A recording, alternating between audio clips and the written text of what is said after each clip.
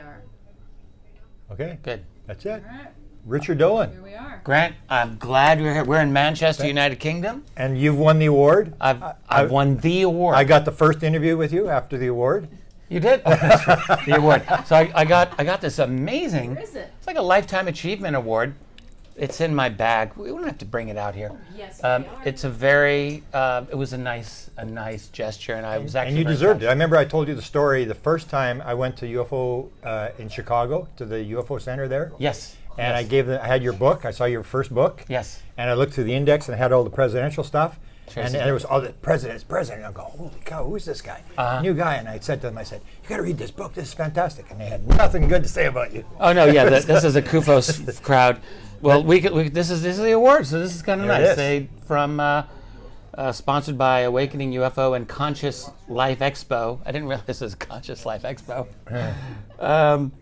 Bowler's Exhibition Centre, Manchester, UK, and Gaia was part of this as well. And that was a really nice. It's beautiful, very heavy, and they've got my image in there. And Gaia did a nice little clip, like a 5-minute video of me and some of my interviews. And this is a big event. This is not a small event. No, this is It's like a couple thousand people here.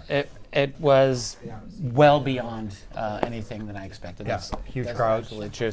Well beyond. And your lecture was really good. It was Thank timely in terms of what we've been working on. They gave me a free Guinness as a result, and I'm also using that as well. Yeah, the lecture. So let's talk about some of the things that are going on currently. Yeah. You and I have both been very involved in the kind of rollout of some very important leaked documents, and everyone's been talking about that. Wilson leaked the alien autopsy emails. Yeah. I just did an interview with Kit Green, and so officially speaking, he has said certain things to me, and no one else has seen this transcript yet. Right. So, but I've told you a little bit about it, and Yeah. we can take that from And there. and I think it's important to note Yeah. that you and I have known about these guys for decades. That's right. And most people think it was like, it's just counterintelligence, it's whatever. But we always knew these are the guys you watch. And so we've been Yeah, we're following talking these Green. players. We're talking Putoff. We're talking Eric Davis. Davis, yeah. We're talking John Alexander. Colm Kelleher, even. Yeah.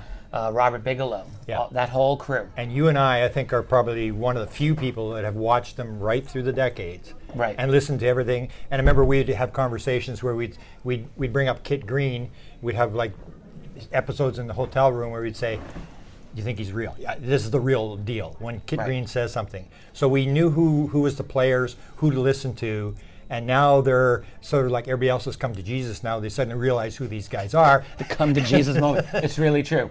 Except there's a few holdouts out there, very loud people.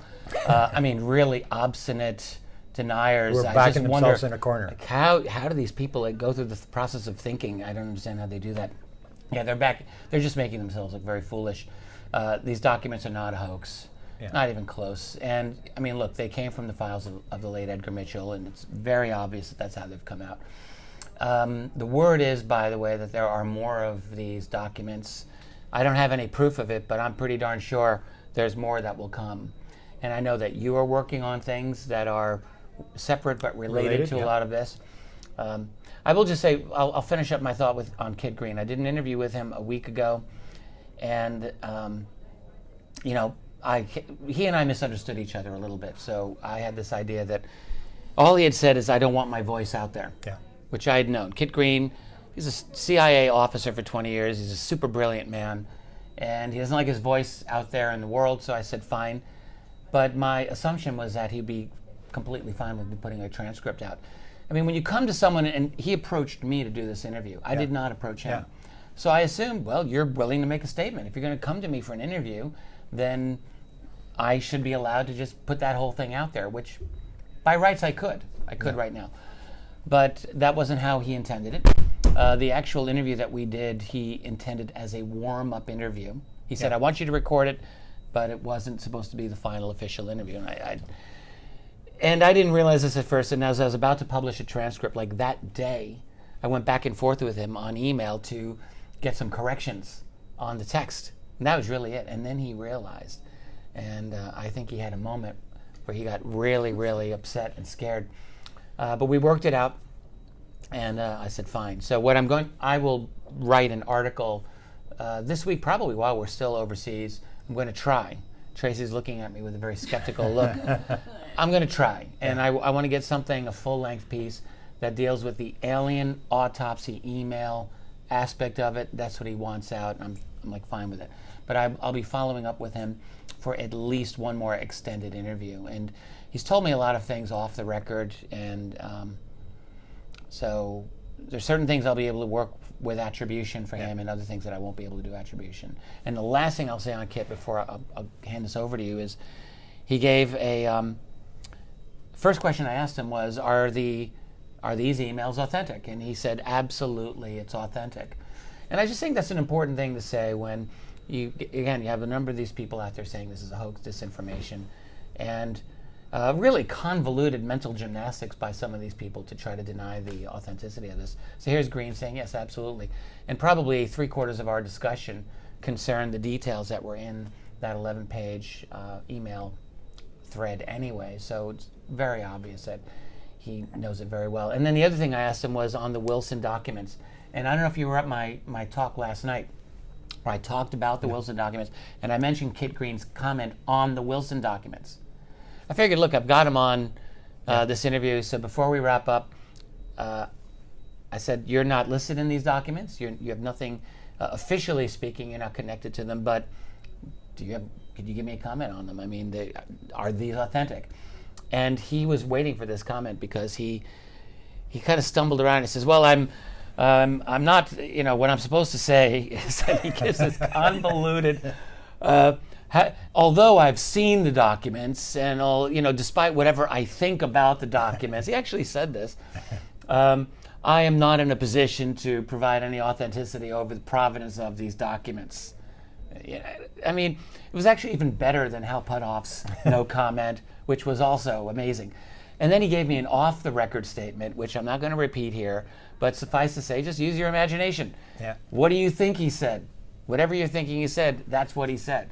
And so, I give you credit, because when I got the documents first, my main thing was that I had dealt with these guys, same as you've dealt with these guys, and it was sort of like, now we're going to cut their throats. So that's when I got the document, when James Rigney said when you appeared on Jimmy Church and talked about the document. That was last December. And he contacted me, he said, did you give the document to Dolan? And I said, no, I didn't give it to Dolan. And he said, well, he's talking about it on the Jimmy Church show. And the thing was that I knew you had seen something. I knew this was significant. Right. And you actually went, and so he said, you're going to give it to him. And I said, well, no, he's compromised the same as me. And the reason I hadn't approached these guys was because I dealt with them, and they'd given me a bunch of stuff, through the years. Right. And it was like, now you're going to turn them in. But I gave you credit, at least, that you got the document, you went to Hal Puthoff and said, okay, here's the document. Right. So you made the move to actually interact with these guys and put it on the record. And so I give you credit always for that I couldn't do that. Well, I wanted, look, Puthoff's the only one of that whole TTSA crowd and that whole crowd, people associated with the documents, that I actually know personally. And I've always tried to be very upfront with him because I respect him, and he's been good to me over the years. We've had a few very good conversations, and I'll try to pump that man for as much information as possible, but I know I can't overdo it. I don't want to push it with him. And there's only so far he'll go. And he knows my position as a researcher, so I just figured, look, the best attitude is to be upfront with him. And when those documents were leaked to me, and I think you may know who leaked them, but I don't know who leaked them to me to this day. I thought it was Rigney, but it isn't. No. And they arrived, Tracy found them, not me, by the way. If it was only me involved, I would not have seen those documents. And you had asked Dusty, you thought we had leaked them from this account. Yeah, I was using this account. But I'm 95% sure I know who sent them to you. Well, one day I'll find out. Yeah. And I'm not anxious to find out. I've never heard of the source, has never, since you broke the story, I've never got a phone call from these, I think 3 people. Never. They've never interacted with me since. Interesting. Well, so when the documents arrive, Tracy finds it, I look at it, and I'm like, holy shit. And I'm just going to say that. I agree. Shit. Same as me. It was your reaction when you saw them in It's like, November. where did you get this from? Yeah, exactly. Yeah. And you recognize the importance because you saw the names, you saw Oak Shannon, and you just knew But I saw the exact statement that I remembered reading back in seeing, 2006. Yeah. So And that's what shocked me is that when I heard you on Good Church, I said, they're floating this thing. I mean, Right. they may be mad, but they were floating this thing. They were showing it to people, and they have only themselves to No, blame. in fact, the truth is, when I talked about these documents with Jimmy Church, that was just on my own initiative, and that was a true coincidence, because I didn't know that they had leaked. Yeah. I didn't know that it was out there. But my attitude is, I've talked about those documents, even without having proof of them, since I first saw them in 2006. I saw 2 pages. Sometimes I think it might have been 3 pages. Wasn't more than 3. It's probably 2. And so I've always talked about them, but I never had the documents to back myself up. So I just essentially put that out there on, trust me, people. Yeah. But it was always this statement, not made by man, not by human hands, and I've never forgotten that. And I think it's page 13 of that 15-page memo document where that statement by Thomas Wilson is made. Yeah. So once I saw that, that was a slam dunk, and I knew exactly what this was. Yeah. So for me, it was, I felt we talked shortly after that, and you said, "Oh, now you're in the same box." Yeah. Good luck. And because I didn't think you would do it. I didn't think. That's why I said to James. I said he's compromised the same as me because the young guns had got it, and they first contacted me and they said, and I know one of those young guns. You were talking about this document. Is this the document? And I said, well, how many pages is it? And they said, it's 15 pages. And I said, yeah, it sounds like the document. I didn't really want to. So, and I said to them, because one of them was going to release it, and I said, just remember, you may be the most famous person in the world, but then we're going to talk to you again because you're talking. Right. They were talking to them as well. Yeah. And so you and I have been talking to these people all the time. So I give you credit that you actually made the move. Well, I didn't release them. I didn't do the leak itself. I don't know who did the leak. So someone put it on the Reddit subgroup, and it wasn't me. They were on the Imgur site for however long they were up there. I mean, I saw it in April. So the next thing that I knew in June was that the alien autopsy emails were circulating first. Yeah. That was the first leak, and I'm trying to remember how this went, but then I think it was like the following day, if I'm not mistaken, that somehow the Wilson leak, that is Eric Davis's notes on his conversation with Thomas Wilson, came out. And once that was out, it was an email thread. I saw it, and I said, now it's fair game.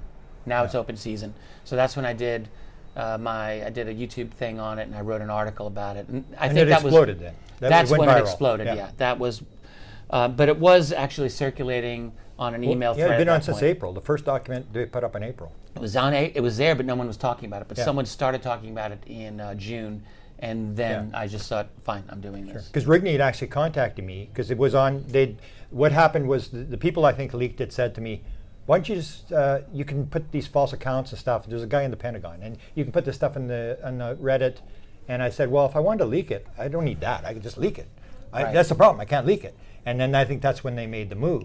One thing I think we should maybe point out is, because we both interacted with these guys, because people have these things, these evil government guys, but you've dealt with these guys, and I've dealt, and they're basically honest guys like you and I. I agree. They just have a higher access to information than you and I. That's correct. And they're trying to figure it out the same as you. So when we get in a hotel room, we don't talk about what the Tic Tac look like or anything. We talk about, if you talk to these guys, what did they tell you? And we're talking about these people that may know what's going on. That's right. We know Putoff, we know Green, you know Pandolfi, and you know some of these other guys. I think you know Eric Davis. Yeah. Yeah. I've known Eric Davis right from the word go. They're not evil people. Well, and Pandolfi, I don't really know. I don't know his agenda, and I'll be perfectly candid about that. But the other ones, as far as I can see, they're intelligent, normal people who have worked with the intelligence community. But that doesn't mean that they themselves have a dark agenda. Everyone's got their own agenda. I've never perceived an evil agenda by these people. Never. And they were straight to you when you answered them. They basically didn't walk around it. They didn't lie. They used that. I've never been lied to as far as I can tell. They basically went where they had to go with the statement. So, like, I had Kit Green right from in the 1980s, and I always point out these guys have been around since 1980s.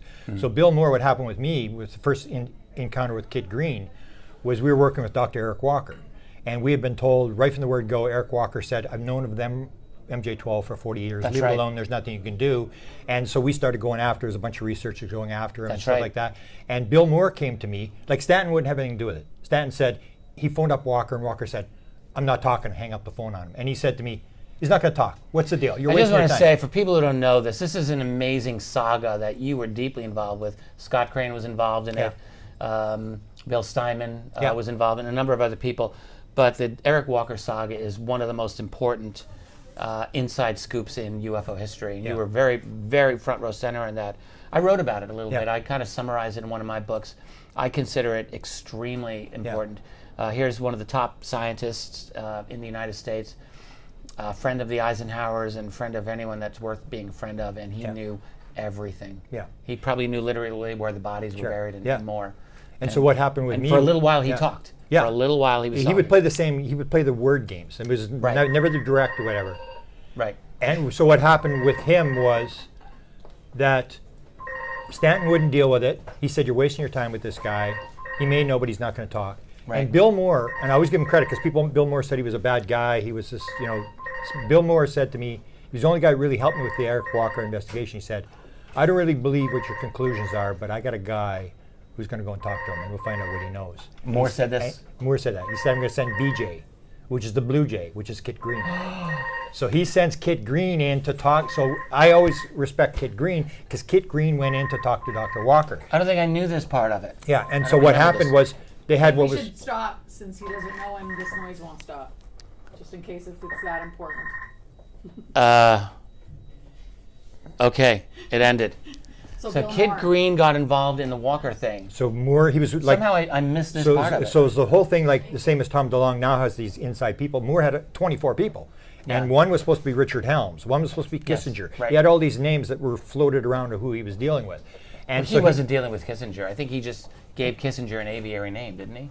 It's not that Kissinger was Well, talking to Collins him. is claiming that these guys were involved. Like for sure, Richard Doty says Helms Yeah. was the Richard fault. But anyway, Helms, he had these. yeah. It's the same idea. They had these inside sources. Yes. So he says, "I'm going to send BJ to find out what's going on," and nothing happened for a couple months. Blue Jay. Blue Jay, which Blue is, Jay. and I knew it was Kit Green. That was the Avery name they'd given him. Exactly. So because Oh, and he said BJ. because Walker had done submarines. He was the guy that co-developed the homing torpedo, and he had the underwater lab at Penn State University. Yes. Kit Green was CIA, and Kit Green, from what I was told, had worked on the Glomar Explorer, and so had Eric Walker. okay. So he goes into the room, A and this natural is connection. where this thing with this we call bird chatter, where you get these emails, and I was in sort of these emails in the early days. I'd see the odd email where these guys, and that's when I realized, wow, these guys know what they're talking about. You'd see these emails, and they're talking about stuff that we'd never heard about before. So one of the emails was Kit Green goes to see Walker, and for half an hour they talk about the CIA days and the Glomar Explorer or whatever, and Walker's good as gold, talking, and they're Yes. having a great time. And as soon as he brings up the UFO subject, Walker flips out. He just boom, and he starts like there's someone in the room, and he's looking at a bunch of books in the corner, and he's saying, "You're not the president. I don't have to tell you anything." And from the story that came out is he I threw. remember this story, but I forgot it was Kid Green. Yeah, he threw Kit Green out of the office. He said, "I don't have to talk to you. Walker. You're not the president." And basically the whole subject, and he sort of indicated, "We're being listened to. I'm not talking." And he just sort of freaked out, and that's how it ended. And so I've had this contact back. So I always knew Kit Green was this guy who was trying to figure it out. He Yes, wasn't exactly. this bad guy who's trying to disinform people. Right, And I right. think that's what people miss when they hear Kit Green. You can say that about Ron Pandolfi or some of the others, Richard Doty or whatever. But Kit Green has always been the guy who, if he doesn't want to talk, he'll say, "I'm not going to talk." Like you talking Yeah. about voice. There's actually Yes. a tape that's now, the transcript is about to go on the internet. Yes. And I was sent this audio, and I don't know if you've heard this And audio. I have heard it, and it is Yeah. Kid Green. Yeah. So yeah. And when he was approached by John Burroughs about it, he said, because Burroughs said, "You don't have the tape." I said, "Yeah, I got the tape." And so I sent him the tape, and so he immediately phones up Kit Green. He says, "You got this audio?" And talking to these intuitives and all this sort of stuff. And Kit Green is the way Kit Green is. He said, "Well, it's kind of a sticky situation. The client leaked the tape. Legally, I can't talk about it." And that's how he ended it. So he didn't try to walk around it and disinform or whatever. He just That's right. basically, He's an ultra precise yeah. individual. Is that okay there? That wrong?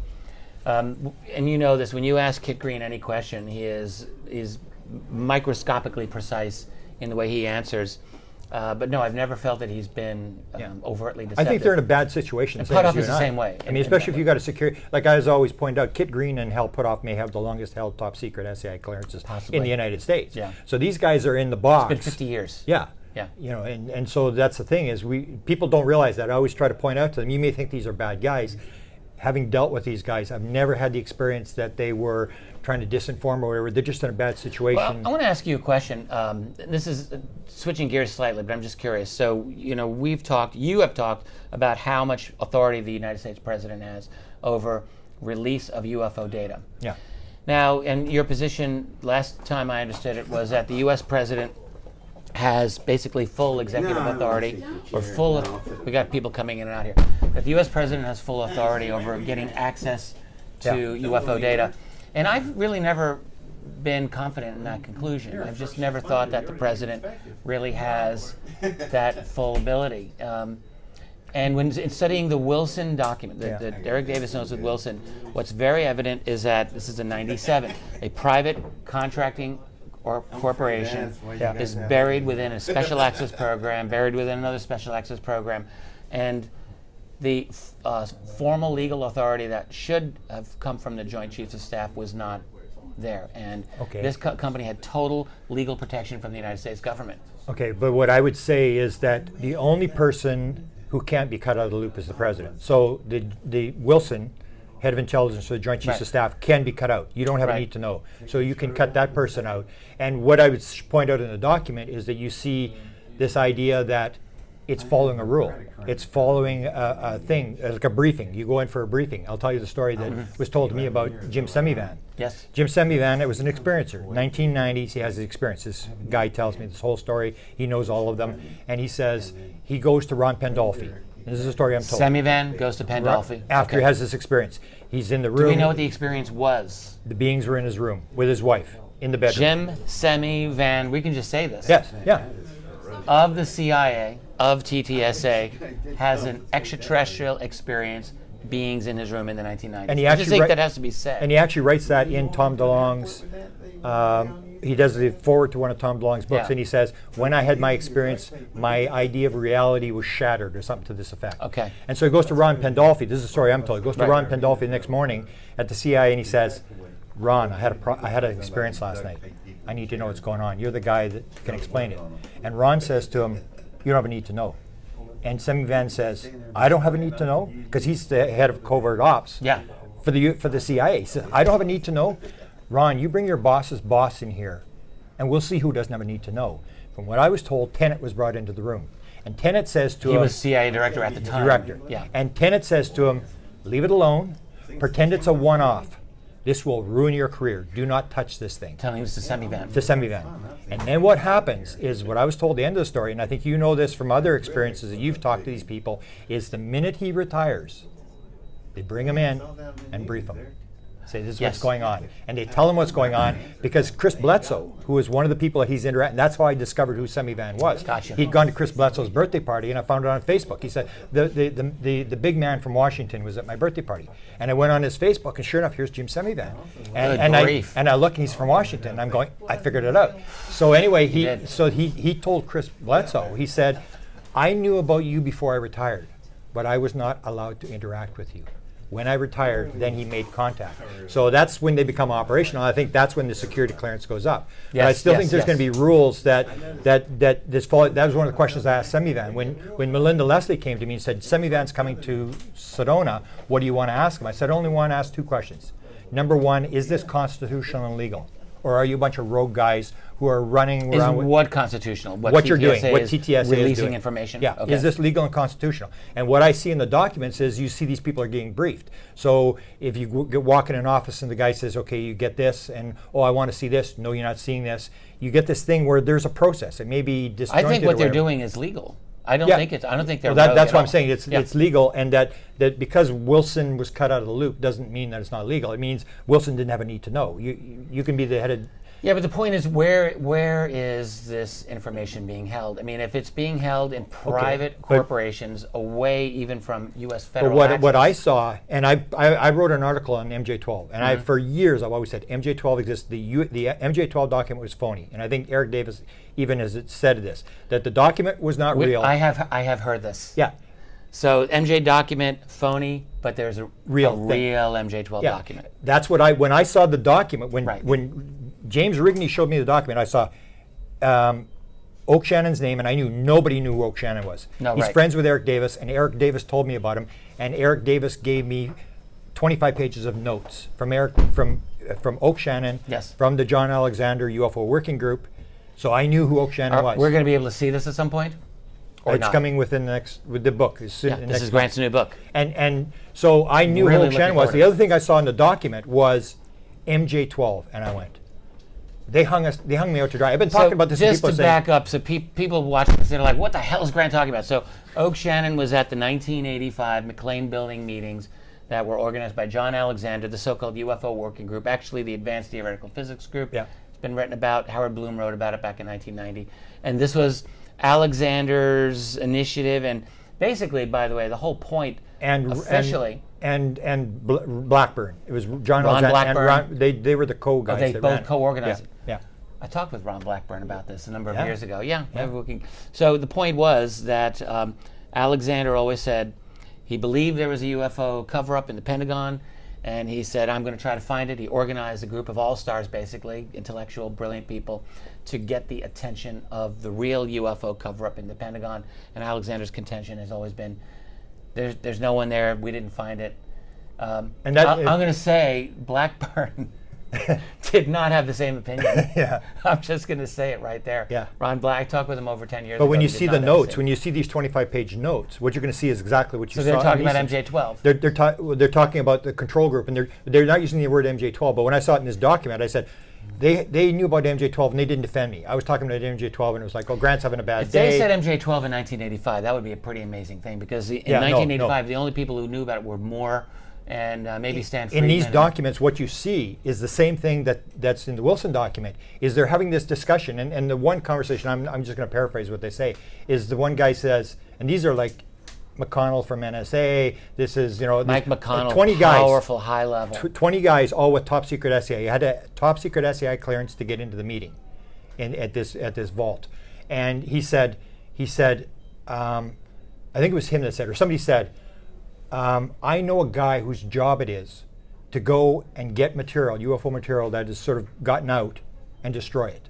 And then the one guy says, almost like with the Wilson document, he said, are we to believe that that there's this black hole where all this stuff is going and we can't get access to it? And then somebody else, this conversation, the other guy says, yeah, I think that would be about it. Mm-hmm. And they're describing the same thing, that they're trying to get it. Yes. And they had these high-level clearances and they couldn't get anything. So when you see these notes, they're doing a lot of the same sort of thing as Wilson, that they know something's going on, but they can't really access the material. They can't. For example, they had one chapter, or they have all these different topics. So they discuss cabinet relations. They discuss the Cabinet relations? cattle mutilations. Oh, cattle mutilation, sorry. And they discussed that Texas thing with the two women with the Cash Landrum Cash case Landrum. They from discussed that, 1980. and then they discuss back engineering, and all they have on the page in the back engineering is Bobby Ray Inman.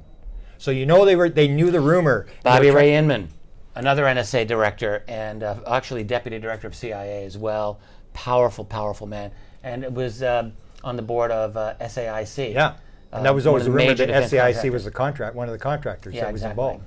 And so you see this almost what the Wilson thing is. It's like we're trying to figure these guys they have these high-level clearances and they're interacting They're with working each through other. the labyrinth. They're trying to figure and they're out trying their to way. figure out how to get it. So you see these documents, and so that's my idea, is that if MJ12 is real, and now it seems like they're confirming this in the document, Right. then it all goes through MJ12, and that's where they say, like Lou Alexander ran the UFO program. I always say, no, he may have run a UFO program, Correct. but he didn't run the UFO program. No. That's the way it works, is you have all these different things. So if you want to take $5 billion or whatever and run a UFO program, that's fine, but you're never going to know what's going on. We have one guy in that program who feeds the stuff up to the group up the top. Nobody knows who the group is up on top, and you saw that Yeah. in these John Alexander's group, is they know somebody's up there. They Right. know that somebody's feeding material up, but they can't figure out where it One is. of the things, I mentioned this, I think I mentioned this earlier today, it was a comment I got years ago from Edgar Mitchell, and he was the first famous person to review any of my books, and Yeah. I was always very grateful for that. And he said, look, I really like your book. He called it monumental. It said other great things. And he said, but my one critique, he said, it's a serious one, is I get the feeling from reading your analysis of the cover-up that you believe that there's a single repository where all the information's going, like a single control group. And he says, and I don't believe that that's the case. He says, I think it's too compartmented, it's too fractured. And I think about that every now and then, and I think that that's where I'm going. I think, I don't know if there's an MJ-12 still. I wonder who these guys are and where this information is actually being stored, or is it a case of competing intelligence agencies, competing with each other for this? But if you take a look at what Tom DeLonge does, and I believe Tom DeLonge's telling the truth. So Tom DeLonge says that he goes to this Lockheed meeting to introduce the president, and he gets 5 minutes with the president, and he said, I need help. What do you need? I need advisors. And then they tell him to go to the Pentagon, outside the Pentagon, and then they send him to NASA, then they send him to Ames, then they send him to the general, and the general gives him all these people, which indicates there's some coordination, that he's being fed all these different people, these advisors. He's supposed to have a general from he sounds like he found a faction. He found... Well, that's the way they're playing it, though. See, that's what they're playing. These doesn't are it just seem like that? Doesn't it seem like that? Like there's a faction... I don't like to use white hats, black hats type of thing, but he found a faction of sympathetic officials. Yeah, I don't know if I really agree with his scenario. I think it's especially what do you think it would be then? What's more likely the case? Well, these guys all know each other on the inside, but it's the clearance thing. Is like we have a level at this, and whatever. It's like the green lighting thing at the Pentagon, where they say, "Oh no, it's just these are guys who got frustrated. Lou Elizondo resigned, whether it's the 4th or the 10th. There's 2 different stories that are put out, and he gets frustrated and he leaves." And then you see he's still got a security clearance, and then you see Chris Mellon, who hasn't worked at the Pentagon since 2004, and suddenly he's got a security clearance. He hasn't worked for them for 15 years. Suddenly he's got a security clearance. Or you see that memo. Remember the memo that McCaslin wrote? If you're going to disclose, this is what you should do. And he gives the instruction. You should give it to... Oh, right. This is when he was still in the... Yeah, in the and you see this sort of coordination, and it was that quick coordination where suddenly he's got 10 people. It's the same thing as Bill Moore. Bill Moore, in fact, if you see the UFO cover-up live, when they're on there, Jimmy Chandray says, we have the Falcon and 9 other guys. And that's how Tom DeLonge started, was the 10 guys, where you got these people, and they're saying, it's not government. And I'm saying it absolutely is government. McCaslin was in the government, so was Weiss, so was McKay. They're all inside the government, and to have this idea that, oh no, these are just guys who retired and got frustrated and stuff. I always say there's somebody greenlighting in the Pentagon. Somebody has to be greenlighting. And Semi Van told Melinda, she said, is somebody greenlighting the TSA's operation? Right. And he said, well, of course there is. And that's the whole deal. He didn't give the answer. No, he didn't give the answer. I asked Putoff this exact question. Yeah. I said, who greenlit your ability to talk at SSC the way you did in 2018? Exactly. That was an important point you made in today's lecture that people will miss, is the fact that he said, this is the first time they're not going to throw me in jail. Somebody had to give him authorization to do that. Well, I asked him, and he gave me a total non-answer.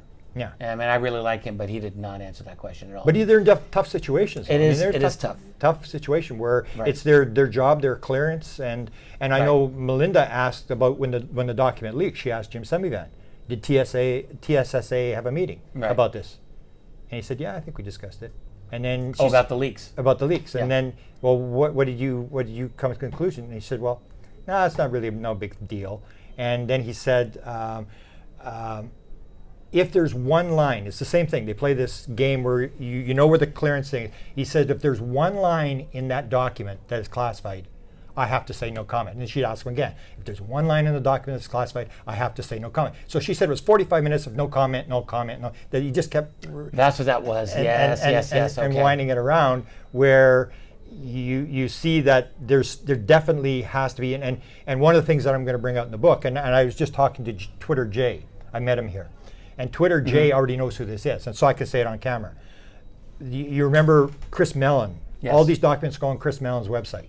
Right. And then they say, oh, the website got hacked or whatever. And I'm going, come on. I mean, this is a direct leak. And you even look at the documents. We're going to point out the documents that the Lou Elizondo letter, they sent it to me. I said, come on, it's got no date on it. How can you resign? Which the letter of resignation? Yeah, and it's got no date on it. So how can you resign if it has no date? And you resign to your person above you. You don't resign to the Secretary of Defense. That's way up the chain. You resign to the guy above you.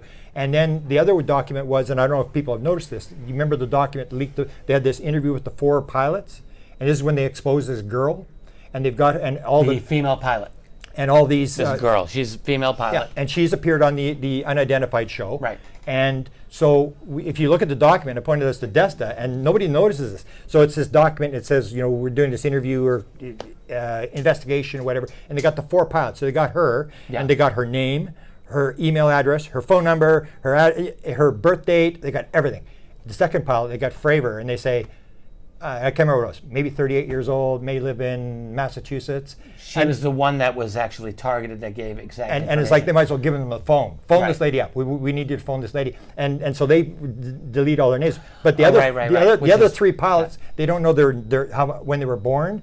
They don't know where they live. And it's like... So what do you think is going on? It's a setup. They're directing people in certain directions. So they put it out. out. Setup, is that the right way to put it? It's to direct you. That's why I call it managing magic, because it's more than just UFOs. It's this whole paranormal thing.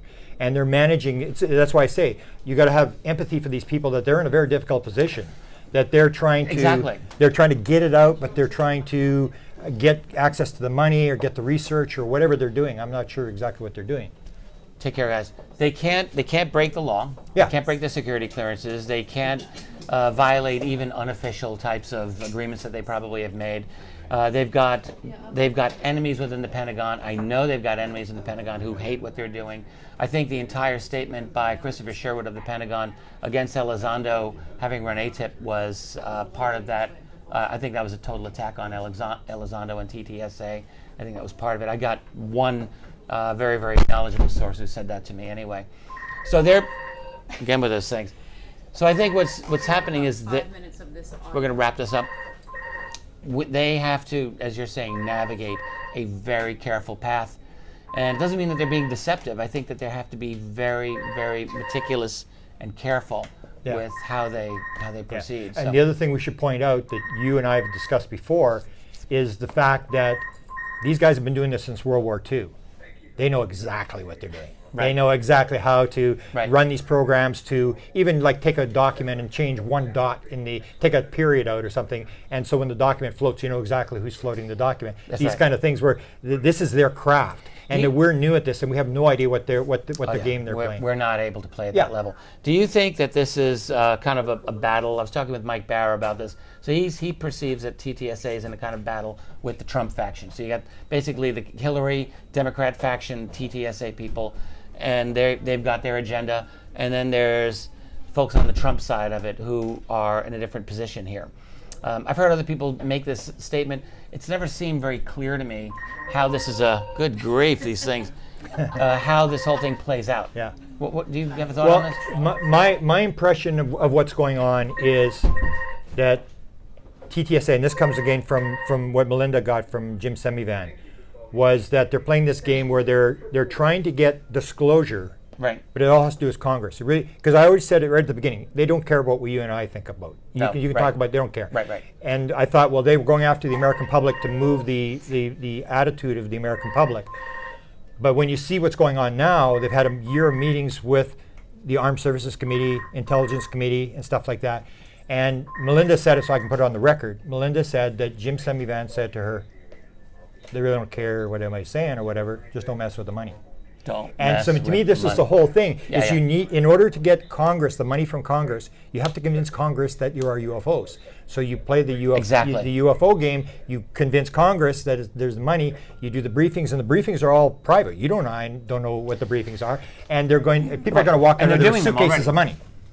Right. And that's the whole deal. And so that's, to me, is what they're doing, is they didn't get the $50 million from the stock option. Right, from raising money. And so this is a new way, and this is not going to be $50 million, it's going to be $50 billion or whatever that's going to come out. And whether it's for research or weapons or whatever they're doing, but that's the whole idea, is that they So is this Bigelow leading this one? I sort of agree that Bigelow really doesn't have anything to do with it. Bigelow's still, I mean, he's into money. They're all Bigelow's people. I agree he doesn't really need the defense contract, but extra money is always a good thing to have. So who do you think wants the money? money? I mean, are they working for some other money defense but faction? I think guys like Putoff and guys are still into. They want to discover. Like, you got to remember, Putoff and Kit Green are in their 80s. I mean, these are guys who are trying to figure this thing out, and you need research funds. They're trying to figure it out. So you're going to try to get these research funds into the white world and the black world, so you and I don't expose them. So they go to the black world and say, give us this stuff. And the black world has the stuff already, and they say, well, we don't care if you spend another $30 billion on UFOs. You can do it. We'll give you a little bit of stuff, but don't expose us. They may know who MJ-12 is. They're not going to tell you who MJ-12 is because they're getting cooperation from MJ-12 to get their money. So it's another program, maybe the 49th program of UFOs that's going to research. So that's the only chance Hal Putoff and Kit Green have of discovering it, if they get research funds from Congress to do this kind of stuff. Otherwise, they're locked out. I still think of them as a faction, and I think that they have allies. They've got allies within strategic places of the government. They've got allies in the media, and they're pushing this disclosure the way they see best. And the only question that I really, really want to know, well, one of them is, who gave the green light? Like, who has really allowed them to do this? And actually, I did get a partial answer from Putoff, and he made it seem like it was a kind of a committee effort. And I don't even know what he means by this committee. I should pull out the email and show it carefully. But he didn't say it was a person. He said it was a bunch of us, a bunch of people. We're going to have to wrap this up. I got at least one here. more statement to make. That have enabled this kind of thing to happen. But he really has not given me anything tangible. But so I just think somehow someone's made this decision. Yeah. That there's now, this is an appropriate time to make this opportunity happen. I think it's insane. One of the things that we're going to put in the book, and this came from the same guy I think that may have sent you the document, and that is that when this stuff went on Mellon's website, one of the things they showed, if you remember, there was the 4 DVDs of the videos that were sent, and there was a carrying case. There was a secure case. And it had names on it. All right. So it had Lou Elizondo, and it had You remember this better than I do. Chris Mellon. Right. And the date was September the 7th, 2017. So that's a month before they went public. Right. They had the videos. And if you see on the top, it's Elizondo's name was in there? Elizondo, and then Mellon, and then the date. So a month before he But the resigned. key thing was there was a name above it, R. Essex. The person that I think sent you the document has a contact. So I said, can you help me find out who this R. Essex is? Talking to him on the phone the next morning, he said, I think we got a direct hit. Name is Rhonda Essex, works in public affairs in the Pentagon. So Rhonda Essex sends it to Lou Elizondo. Lou Elizondo sends it to Mellon, and Mellon puts the date, September the 7th or September the 8th, 2017, and that's on that thing. But it just says R. Essex.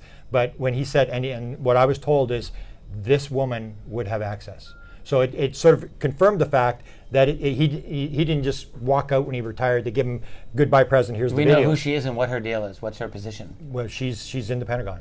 I just know that and that was the name. It was the only name that matched, and that's what the guy called. He said, I think we have a direct hit.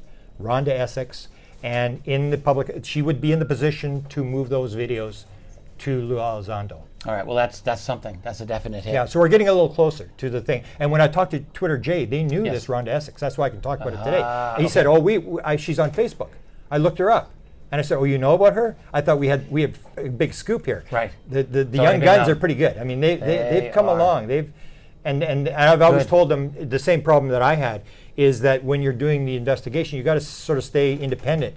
That if you become buddies with these people, and then suddenly you get a leak on these people. And I told them, I said, you got to stay independent from the people you're investigating. And they were trying to get the lead, so they were trying to interact with all these people. And I said, that's a dangerous game. If you make a deal, because I always said, if somebody gives you a fact, all they have to do is give you one fact and say, keep this secret, and then you think you're going to get more, they own you for life. They can. That's part of the control thing, is that the UFO community, everybody's got secrets. That's why I did the thing with Michael Hall, is I put all the stuff I've gotten over the years into a disclosure trust. So if I die tomorrow, all that stuff's going to come out. There's going to be piles of stuff people have never heard. I talked to this guy, he told me this and this sort of stuff. And that's the problem you get into, is that you get compromised by making deals with people to get information, and then because the UFO community's got a pile of stuff, But because you made a deal with somebody, confidential agreement or whatever, all this stuff stays secret. People listening to this probably hate that. They're like, come on, just get the information out there. But it can't work like that, Yeah. because if you start doing that, you will never get anything Yeah, at it's all. a very difficult It situation. You is got to tough. walk this. That's what I told the young guns. I said, you're walking a The young guns, by the way, like you keep wondering, are there any good young UFO researchers? Yes, the Oh. young guns, small Yeah. group of people. I think we have to wrap this up. Okay. Yep, We have Wonderful. To wrap this up. Thank Hey, you. man, we're going to do Beautiful. this again. Beautiful. I love that. We're going to crack it, right? Yes, I think we're we going to are. crack it. We're moving. That's Okay. it. We're done. Beautiful. How long was that? It was 44 minutes. Perfect. We're just on the verge of total battery. This is about to die too. There you All right, go. good. So we Beautiful. did everything we needed to do. You were on fire, Grant. Yeah.